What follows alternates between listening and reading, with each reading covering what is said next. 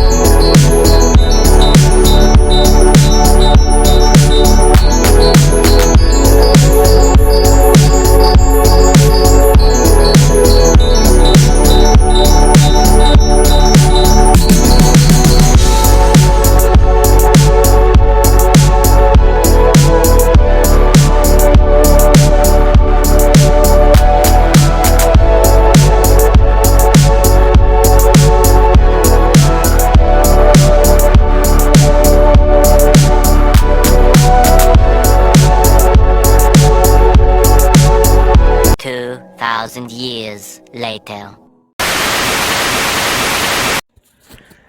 Yes, andito na tayo. Malapit-lapit na tayo kay Jok Jok. So, abang-abangan nyo lang guys. Medyo malayo nga siya, no? Nagulat ako doon sa mga nadaanan ko. Ito pala yung mga ginagawa ng mga panahon na let's say 10 years ago. Ayan, ang nakakita ko doon, ang ganda na ng mga highway niya.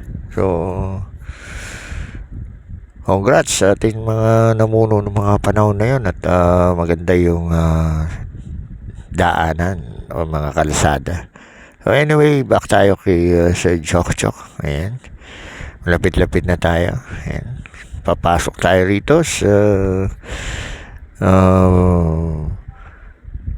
isang alsada papuntang Barangay 8. Ayan. So, dito guys, malapit-lapit na yung lugar ni Jok Jok. So,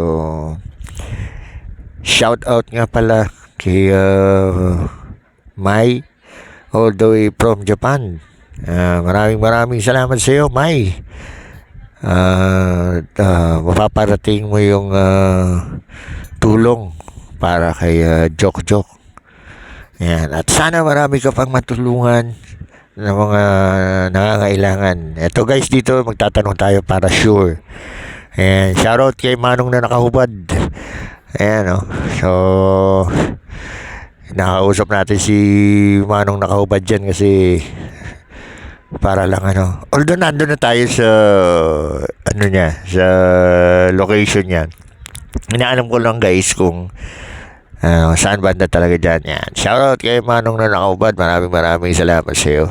Anyway guys, kaya nga pala ako voice over kasi yung ating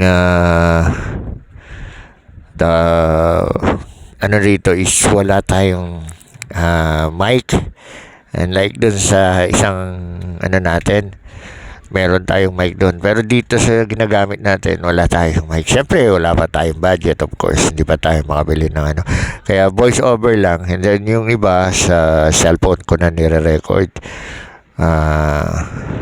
Dito nga guys, paumanhin nga pala dito sa Barangay 8 Zone 1 na corrupt ata yung mga videos na ginawa ko. So, shout out sa Barangay 8 Zone 1 ng Caloocan. Maraming salamat sa inyo guys, sa mga barangay officials. Thank you so much. Ayan. At sa barangay captain na Barangay 8 Zone 1, maraming salamat. Ayan, good afternoon guys. Nandito na tayo sa location ni Jok Jok. Ayan, papunta tayo. Samahan nyo ako guys. Let's go, papunta tayo dun sa bahay nila Jok Jok.